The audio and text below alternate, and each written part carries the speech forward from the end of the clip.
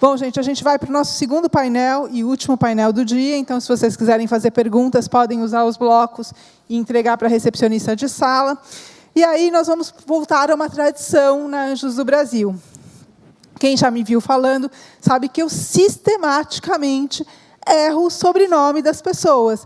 E até aqui eu estava bem. O único sobrenome difícil era do Mike. Ele me ensinou do melhor jeito, falou, fala Einstein igual ao Einstein. Tivemos bem, né, Mike? Mas agora, no painel, a gente tem 2 sobrenomes que eu vou pronunciar errado. Já peço desculpas aos nossos queridos painelistas. Uma me conhece bem, eu sempre erro o sobrenome, não vou falar certo dessa vez de novo. O outro não me conhece também, mas eu também vou errar, já peço desculpas antecipadas. Esse é um painel que vai mostrar muitas opções para que empreendedores e investidores aproveitem o ecossistema. A gente tem um ecossistema muito rico no Brasil, então a gente trouxe uma diversidade de entidades que apoiam empreendedores, que vão contar como apoiam, e aí vocês vão entender caminhos para receber muito mais apoio. Empreendedor que passa por esse processo antes, chega muito melhor para o investidor, faz uma negociação muito melhor, porque está com um negócio mais maduro. Investidor que se aproxima desses ecossistemas e dessas entidades, também tem um resultado melhor, escolhendo melhores startups para investir. Então, vou convidar ao palco a Carolina Fuad Kamaui, eu não posso ler o nome, quando ela fala, eu falo certo, Kamaui. A Carol possui mais de 15 anos de experiência no mercado com atuação nas áreas comercial, de serviço, novos negócios na indústria e há 5 anos na área educacional. Desde 2012, atua no projeto Resolução Eficaz de Problemas na graduação do INSPER, totalmente voltado aos objetivos de aprendizagem da escola. Em janeiro de 2016, assumiu também o papel de coordenadora executiva do Centro de Empreendedorismo do INSPER, um super parceiro da gente, e a Carolina vai moderar o painel. Super obrigada por estar com a gente. Quero chamar também ao palco, por favor, o Antronic Haroutinian, do Bradesco. Ele é bacharel em Administração de Empresas, pós-graduado em Administração com ênfase em Marketing. Trabalha há 40 anos na organização Bradesco, dos quais 25 atuou nas áreas de produtos tecnológicos e canais digitais. Atualmente é diretor do Departamento de Pesquisa e Inovação e tem um monte de novidade para contar com a gente, porque é muito mais do que só Nova Bra agora, não é isso? Obrigada por estar com a gente, Antronic. Quero convidar também um parceiro de longa data, o Marcos Vinícius de Souza, do MDIC. Ele é secretário de Inovação e Novos Negócios e servidor de carreira.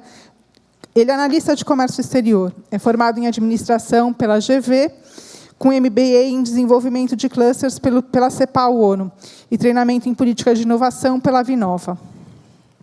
E quero convidar a minha queridíssima Mauri Peçanha. Mauri, muito obrigada por estar aqui com a gente hoje. A Mauri é da Artemisia.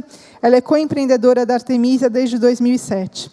É formada em Administração de Empresas pela FEA-USP, com especialização em Avaliação de Programas Sociais pela USP, e foi aluna bolsista da Universidade de Harvard, onde cursou estudos de desenvolvimento econômico e social. A Mauri atua com empreendedorismo de impacto social há mais de 17 anos, e seu primeiro empreendimento foi ainda na universidade. E a Mauri é aquela que vai resolver todas as nossas dúvidas sobre o que é negócio de impacto social, né, Mauri? Obrigada por estarem com a gente, um ótimo painel. Bom, boa tarde a todos. Muito obrigada pelo convite. É um prazer estar aqui com vocês.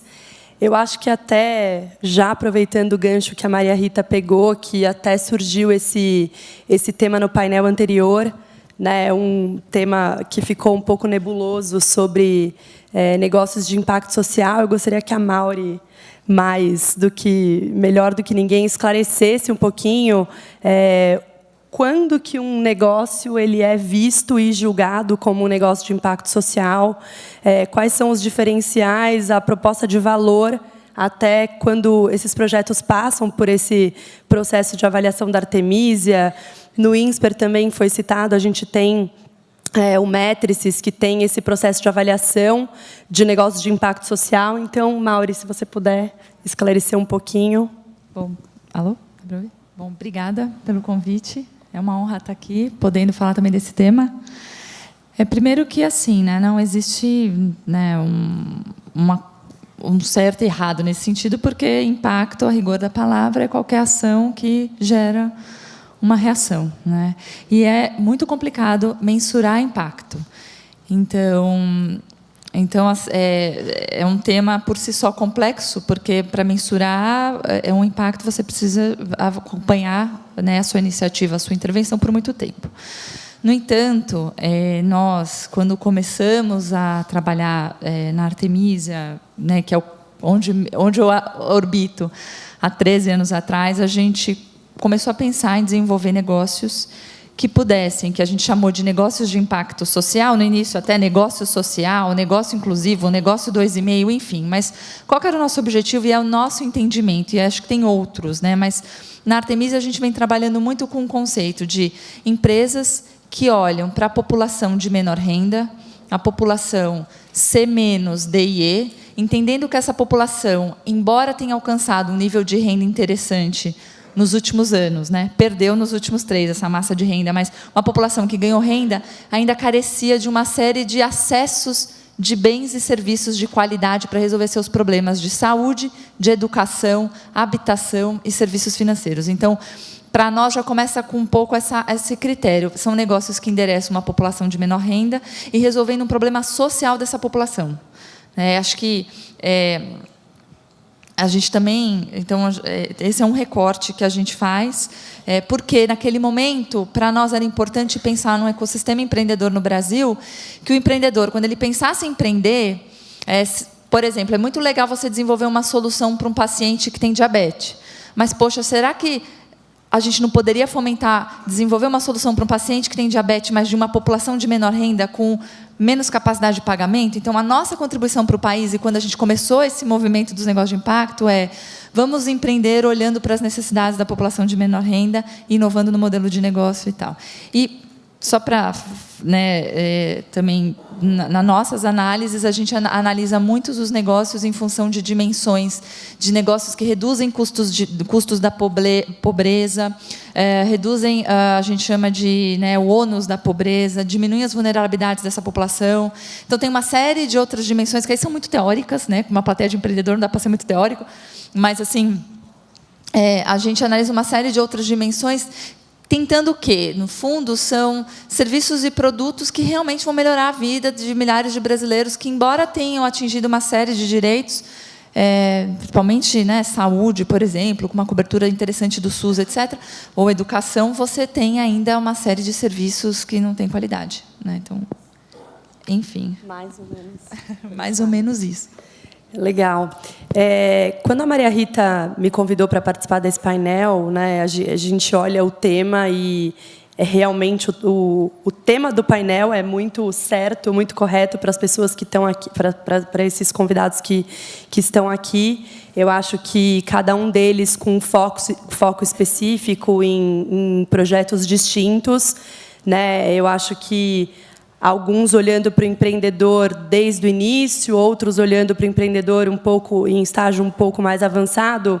Eu gostaria que vocês pudessem abordar um pouco, dentre tantas opções que os empreendedores têm, né, em diferentes fases, estágios, o que vocês dão como sugestão para que eles procurem as opções corretas, os tipos de negócios, como que eles filtram melhor as opções que tem no mercado? Não sei se até o Antranik gostaria de contar um pouquinho o papel dele hoje no Bradesco, no InovaBrá, como diretor de pesquisa e inovação.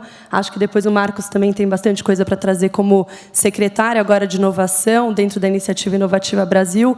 Como vocês veem, como que o empreendedor busca melhor essas opções? Boa tarde a todos que estão aqui no auditório e boa tarde a todos que estão nos assistindo pela internet. Eu gostaria, primeiramente, de agradecer Anjos do Brasil pelo convite de estarmos aqui compartilhando o que nós fazemos no Bradesco em termos de inovação. No Bradesco, nós temos o Departamento de Pesquisa e Inovação, que coordena toda a inovação, permeando por toda a organização, porque inovação você não faz com um departamento, e sim com todos da organização. E nós temos uma plataforma, um ecossistema de inovação denominado InovaBrá.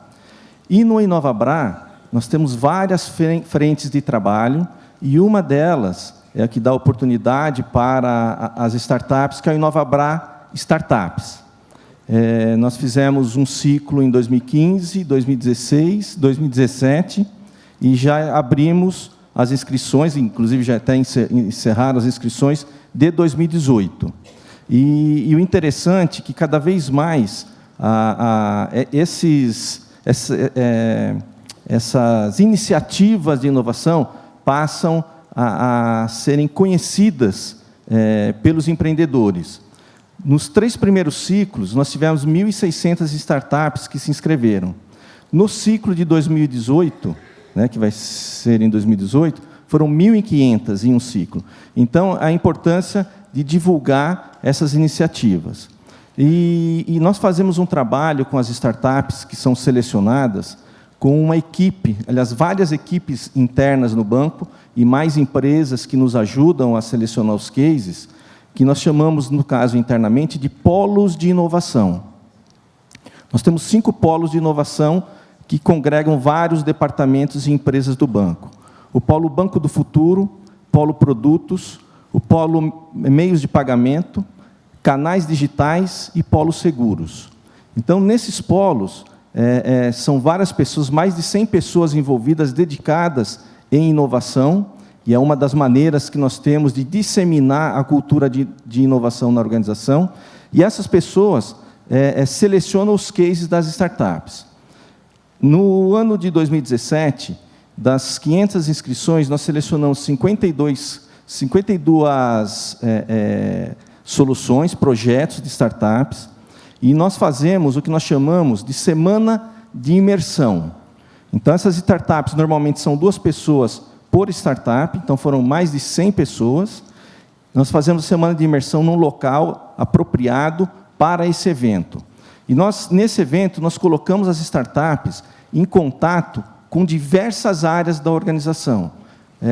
Back-office, áreas de risco, segurança, jurídico, áreas de tecnologia, para as startups conhecerem o que realmente é o back-office de um banco e qual a necessidade que se tem em termos, principalmente, de segurança, né? E, além disso, nós levamos startups de ciclos anteriores, nós fazemos um painel para as startups falarem o que, de fato, acontece nesse período que eles passam, de mais ou menos 1 ano, em contato com o Bradesco. As experiências boas e as experiências que não foram tão boas. Enfim, para os novos empreendedores do próximo ciclo conhecerem o que, de fato, eles vão passar por essa experiência. Bom, essas startups são preparadas durante essa semana. Inclusive, agradeço aí o Cássio. O Cássio Altive é uma das empresas que nos auxiliam em todo esse processo. E, na sexta-feira, elas fazem os seus pitches. Das 52, foram selecionadas 20, e essas 20 passaram por um outro processo de mentoria, para fazer os seus pitches na diretoria executiva do Bradesco. E aí tem um ponto importante, é o engajamento da alta direção da empresa no processo de inovação. Então, no Bradesco, em toda a hierarquia, permeia a questão da inovação. As 20 startups fizeram seus pitches na diretoria executiva, no auditório, com toda a diretoria participando, e com as pessoas que participaram durante a semana de imersão.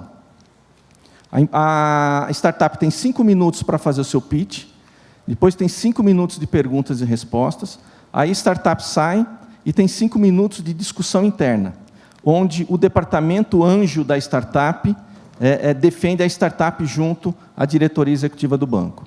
A partir daí é feita a avaliação daquela startup, né?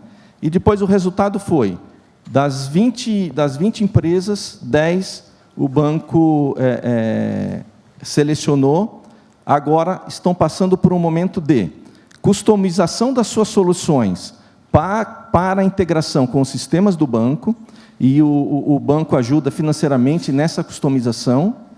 E depois nós fazemos a experimentação. Esse é um ponto fundamental para todo esse processo.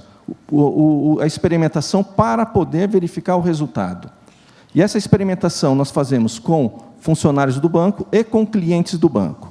Se a experimentação for positiva, o banco contrata o serviço da empresa. O banco passa a ser cliente da empresa. E, dependendo do potencial da empresa e da análise do pessoal do Private Equity, o banco faz investimento na empresa, mas não compra a empresa. Ele faz investimento minoritário, a startup continua tocando a sua vida, e o banco faz investimento através de um outro processo que nós temos dentro do ecossistema de inovação, o Inovabra Ventures. Nós temos um fundo de 100 milhões de reais, que foi aprovado este ano, para investimentos em startups, investimentos de 1 a 5 milhões de reais. Então, é dessa maneira, rapidamente falando, que nós trabalhamos a questão das startups. Tem um outro ponto importante também, um outro canal de acesso das startups com o Bradesco. Nós temos, se vocês depois quiserem acessar, o site inovabra.com.br, o portal inovabra.com.br. Tudo isso que eu estou falando está nesse portal, e nesse portal nós temos o Inovabra Hub, que é um site onde nós colocamos as grandes empresas, clientes do banco ou não clientes do banco, em contato com as startups e investidores. Então, os interessados podem se inscrever nesse site. E tem até um case interessante, nós não divulgamos ainda isso, então, sem divulgação, já começou a ter resultados. Por exemplo, o Boticário colocou um desafio para as startups para a otimização da sua linha de produção. 20 startups se inscreveram para trabalhar nesse projeto. Das 20, eles selecionaram 3, levaram as 3 até o Paraná, onde tem a linha de produção do Boticário, e, a partir daí, uma das 3 foi contratada para poder desenvolver a solução desse processo do Boticário. Então, são várias maneiras de entrada para as startups no Bradesco. E assim tem outras empresas, você falou de como as startups vê o mercado hoje, né? Tem várias empresas investindo em startups e dando oportunidade para as startups. Obrigada. Marcos, você quer falar um pouquinho, acho que até no papel de secretário de inovação, hoje tem, obviamente, a Inovativa Brasil, que foi idealizada por você, tem o seu acompanhamento de perto, mas você, como secretário de inovação, o que você tem visto, até como tendência do mercado, quais são as áreas em crescimento, até o que você enxerga para os próximos anos, para o próximo ano? Ok. Bom, a maioria aqui deve conhecer o Inovativa, mas só para fazer um referencial histórico, naquela época, um problema que a gente identificou muito sério era a falta de habilidade de negócio dos empreendedores de alta tecnologia.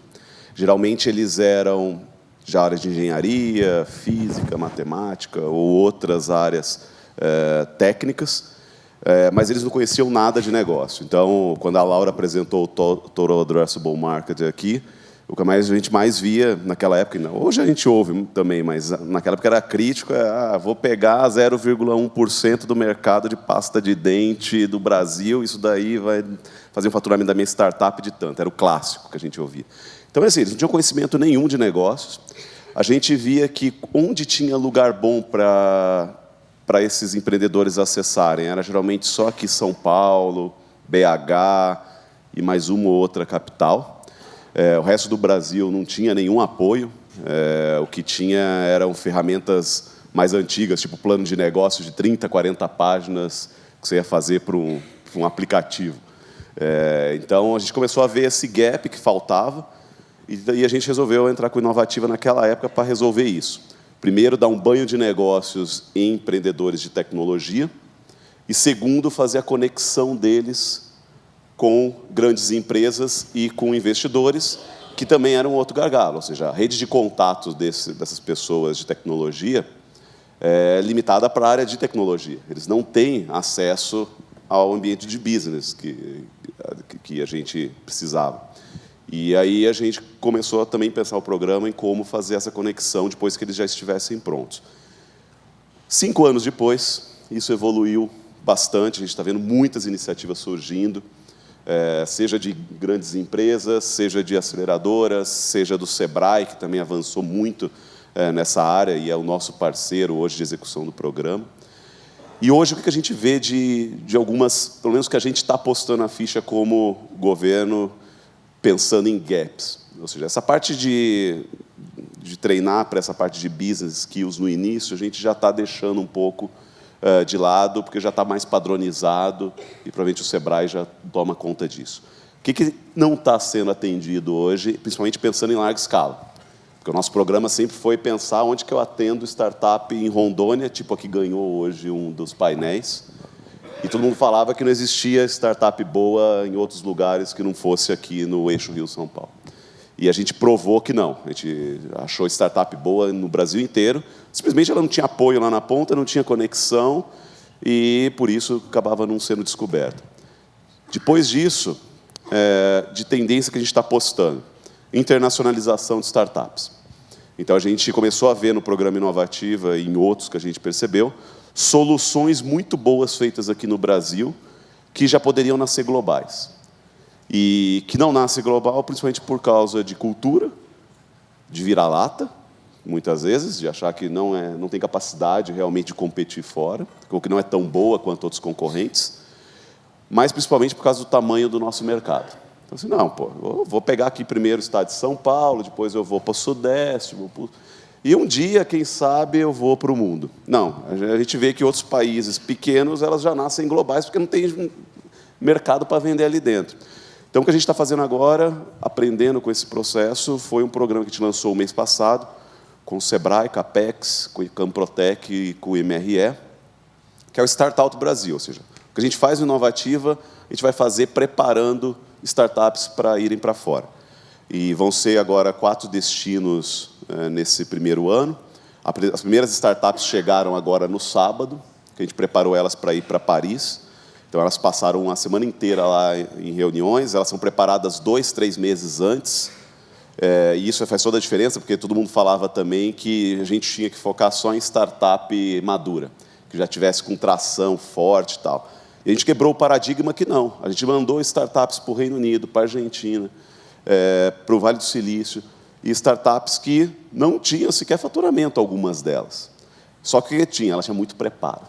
Ela tinha sido preparada por gente muito boa, por 3 meses antes, e chegou lá e começou a dar show. E agora essa turma que chegou no sábado, elas já saíram do avião, a gente já pediu para elas irem direto para o bootcamp do Inovativa, que está acontecendo sábado e domingo.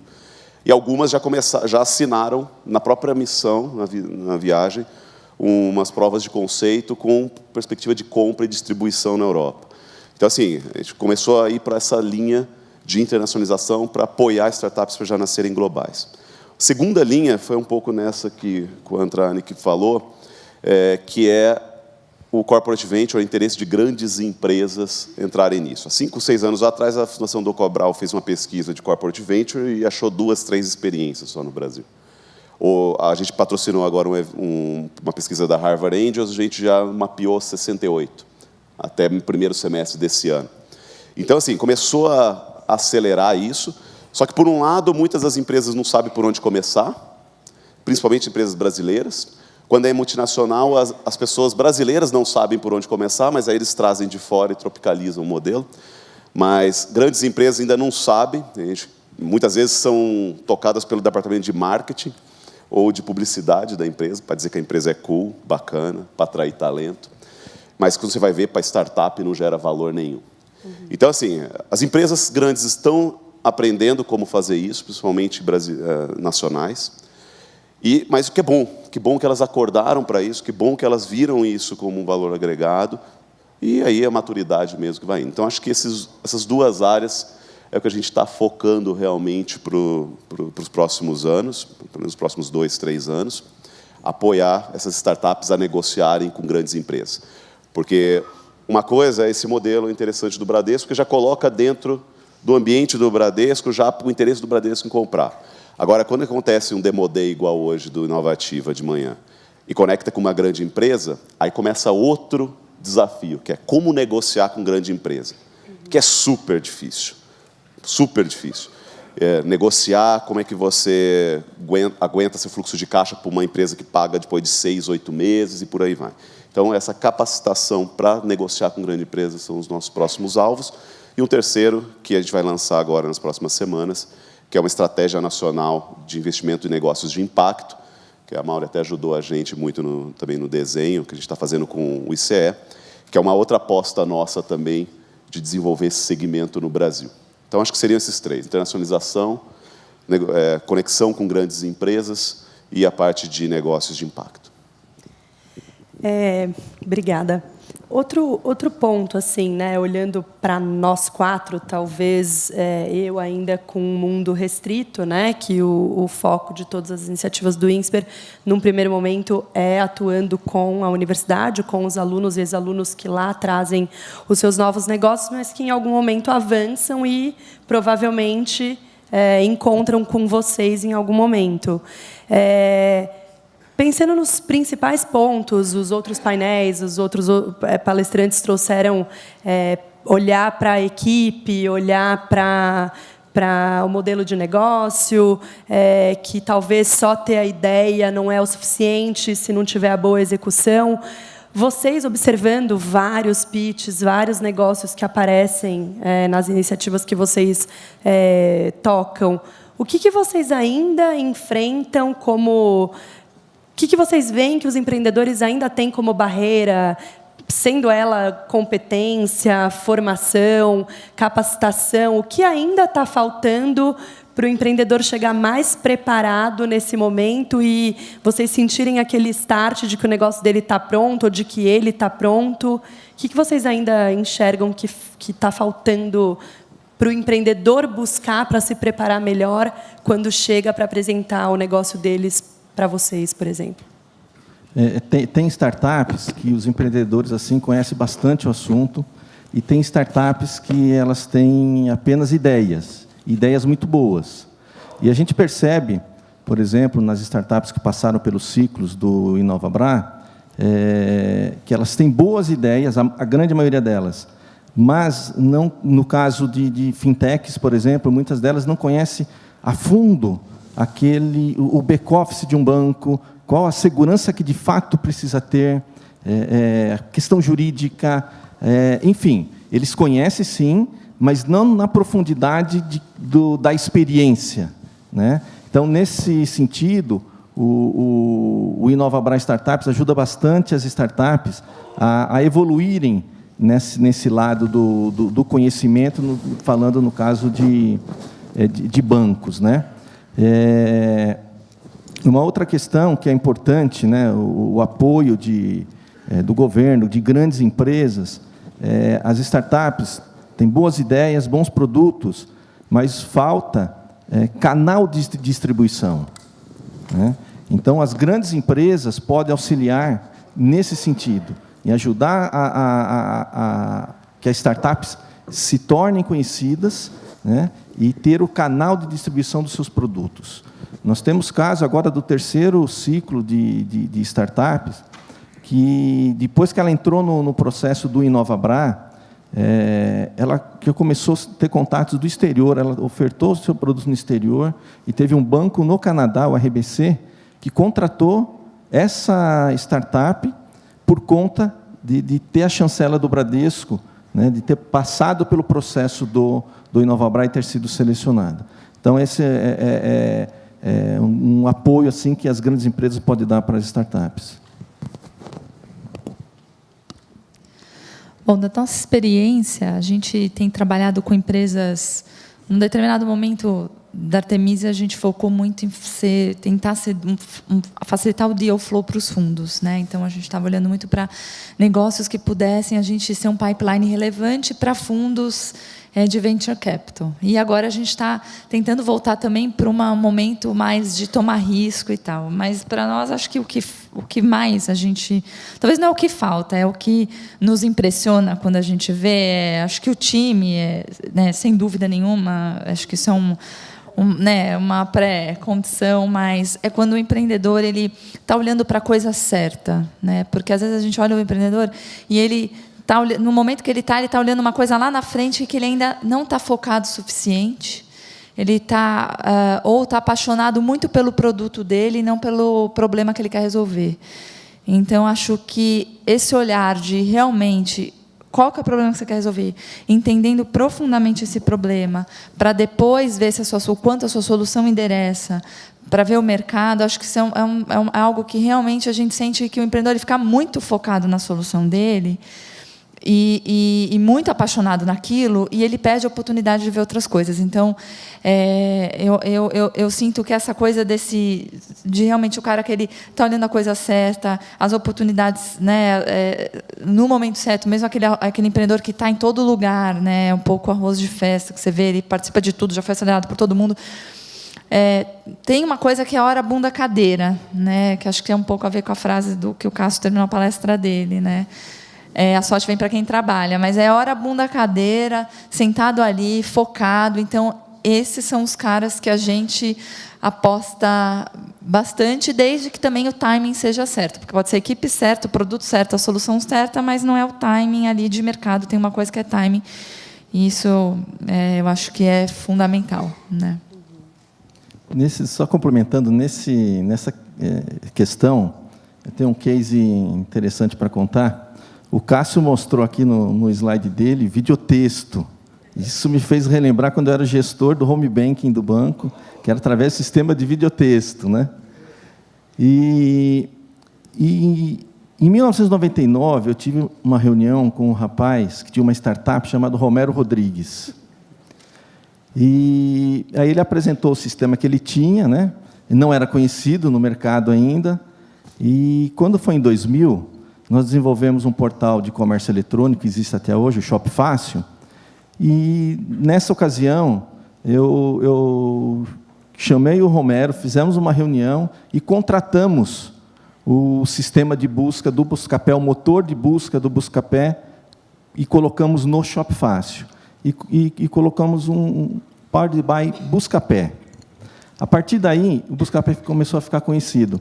Então, esse é um exemplo que ajudou o Buscapé a ficar conhecido no mercado. Esse é um exemplo, né, de como uma grande empresa pode contribuir com uma startup, né? Então, quer dizer, essa questão de startup não é de hoje, é que hoje está aquecido esse mercado, mas já existe desde sempre, né? Então, é isso que nós fazemos, procurar auxiliar as startups nesse sentido. E quando eu falo startups, não é só startups de fintechs. Nós temos casos que nós contratamos o serviço da startup que participou do Inovabras Startups, que eles trouxeram uma solução que agregou valor ao departamento de patrimônio do banco, fazendo gestão de todos os pedidos de manutenções que tem no banco. E quando imagina banco, fala fintech. Não só fintech. Dependendo da solução, agrega muito valor aos bancos. Bom, só para não repetir aqui o que eles falaram, eu falaria mais dois ainda. Um é a questão de validação, principalmente para startups que estão começando. A validação que a gente vê, principalmente com potenciais clientes. Na verdade, não precisa nem ir lá para vender, mas ver se aquilo lá faz sentido ou não, quanto aquilo vai gerar de impacto para o cliente. Geralmente, a gente acha muito fraco quando chega com a gente. Quantas empresas ou potenciais clientes você conversou a respeito disso daqui? Como é que funciona a operação do seu cliente? Que vai um pouco nisso que você falou, de desconhecimento da realidade do seu cliente, porque, geralmente, o pessoal pega a ideia que ele acha que é brilhante ou que vai resolver e não um problema do cliente. Então, quando ele chega lá com a ideia, ele tenta colocar um negócio quadrado dentro de um redondo e fica tentando forçar ali, quando, na verdade, ele deveria, desde o início da ideia e da tecnologia, primeiro, entender como que funciona o cliente, quem é que toma a decisão ali dentro para ele validar isso, quem são os potenciais concorrentes que é feito hoje, e por aí vai. Então, a validação, eu acho que ainda está bem fraca. A gente sempre fala assim, pelo menos dependendo do mercado, vai conversar com uns 20, mais ou menos. Então, a gente ajuda você a marcar umas entrevistas, mas precise conversar com uns 20, precise ir lá entender onde que você vai encaixar isso, precisa entender quem é que está fazendo isso hoje que você vai suplantar, e por aí vai. Então, a questão de validação eu acho importante. Uma segunda é o seguinte, ok, validou, tudo bem, e aí vai conversar com o investidor. E aí o pessoal fala assim, precisa de quanto de investimento? Aquela famosa pergunta, né? E você vai gastar em quê? Você vai usar em quê? Realmente eu faço quando você traz o nosso programa, a gente geralmente fala assim, tá bom, é um jeito simples de fazer isso daí para você ficar mais fácil. Te dou aqui tantos mil que você precisa para a sua startup. Me traga a nota fiscal. Você vai gastar em quê? Aí, dá aquela parada, né? Vou comprar um servidor ultra poderoso, etc. E tal, mas não dá para usar em outra coisa? Você vai vender como? Qual que é a sua força de vendas? Como que é o seu canal de comercialização? Aí ele, canal de comercialização? Como assim? Você vai vender como? Vou contratar um vendedor. Tá bom, esse vendedor vai quantas vezes durante o dia? Fazer com quantos clientes? Para fazer qual taxa de conversão de venda? Trava o Windows, a tela, assim, você olha na cara do empreendedor, daquele pan, aí tem que dar o boot de novo para o cara voltar. Mas, assim, coisas que parece coisa simples de padaria, mas que a maioria das pessoas, dos empreendedores não fazem. Então, assim, validação mais forte, estruturada, e segundo, quando chegar para conversar com o investidor, ter bem claro o que você vai gastar, o que isso vai trazer de retorno para a empresa. Acho que só também complementando, a gente tem visto às vezes, tem sido muito comum, na verdade, esses timings, né, de negociação de grandes empresas. A gente tem feito bastante coisa também com grandes empresas, mas também das negociações com os fundos, né? Então leva-se um tempo essa relação, esse namoro, etc. E aí, às vezes, o empreendedor tem uma conversa avançada com um fundo e já fica contando como se aquilo tivesse certo. E, assim, só está certo quando está assinado e o dinheiro na conta. Então, e depois de assinado, tem o tempo do dinheiro chegar. Então, a gente já viu casos de empreendedores praticamente quebrarem as empresas por conta de negociações. Então, eu acho que essa cautela, né, e tem uma outra coisa que a gente vem observando, que vem acontecendo bastante, eu não sei se vocês também, mas muita gente de grandes empresas saindo para empreender. E não necessariamente o mindset de uma grande empresa é um mindset para uma startup. Então, é muito interessante, a gente tem casos, né, que, assim, o empreendedor era CEO de um mega hospital, está empreendendo em saúde, ou era o CFO, e aí você fala... E quanto você gasta por mês de marketing? Eu contrato uma agência, eu gasto R$6.000. 6 mil reais de verba de marketing por mês? Que empresa, startup gasta com isso? E você está terceirizando uma coisa que você ainda precisa descobrir o seu cliente, o que ele precisa, qual que é o seu mercado. Você não pode terceirizar uma coisa tão importante, que ainda mais que eu estou falando de mercado, geralmente mercado de classes mais baixas, você não tem tanta informação estruturada de comportamento de consumo dessas pessoas. Então, você não pode terceirizar partes relevantes.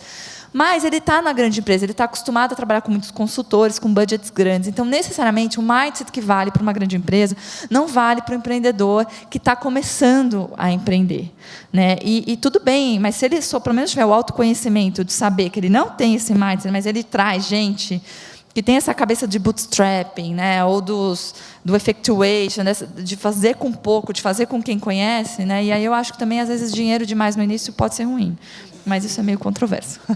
Essa grande que a gente tem que fazer um clique para ela virar pequena. E quando ele cai a ficha, o tombo é grande. Assim, o impacto que dá nele. A gente viu no programa algumas pessoas desse tipo, que foram CEO, que foram CFO, diretores de grandes empresas. Eu presenciei uma vez isso, de um deles desabar em choro, falando que eu achava que eu era o bambambam, porque eu fui CEO de multinacional, tal, eu não sei nada. Porque vocês me colocaram aqui com 3 mentores hoje, num único dia, que os caras acabaram comigo. Tudo que eu estava pensando está tudo errado. E estava mesmo, porque ele está pensando justamente nisso que você falou, ou seja, pensando como grande empresa, só que numa startup. Então, assim, aí eu falei assim, foi ruim para você? Ele, não, foi bom que eu não vou perder mais meu tempo, vou reformular tudo isso que eu pensei, para agora ir para uma outra realidade que eu não tinha caído a ficha ainda. Então, assim, é muito comum, a gente está vendo muita gente sair de empresa para empreender mesmo, inclusive no nosso programa, só que, assim, é difícil. É difícil, tem que tomar cuidado, tem que se preparar igualzinho um estudante que está saindo da faculdade. Para encerrar, que já me avisaram sobre o tempo, chegou uma pergunta para o Antranik. É um empreendedor, Felipe, que foi acelerada pela Artemisia, a Oca Turismo Sustentável. E ele está perguntando, ele disse que ele empreendeu nesse negócio e precisava de capital de giro para crescer. Buscou opções em bancos e a melhor opção foi R$40 mil a 4% ao mês. Existe um olhar de crédito para esses empreendimentos, Antranik? Olha, a gente... nós estamos trabalhando nisso. Eu ainda não tenho a resposta final para isso. Nós construímos um prédio de 10 andares, de 22 mil metros quadrados, perto da Paulista, entre a Consolação e a Angélica. E lá nós vamos ter startups, grandes empresas, clientes do banco, empresas corporate, empresas com iniciativas de inovação para também apoiar as startups, investidores e mentores. Além disso, isso para dar o apoio também para as startups e construir um ambiente de co-inovação.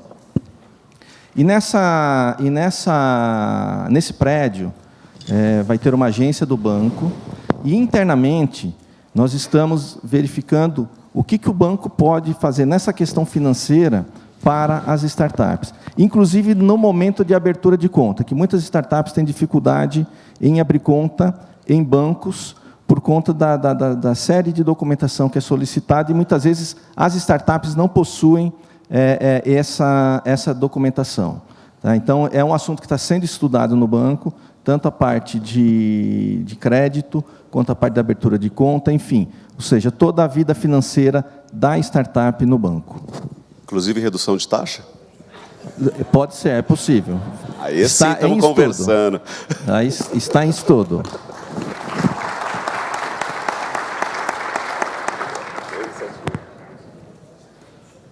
Alguém quer complementar? Acho que tem algumas fintechs aí que... que podem ajudar. Então, obrigada a todos.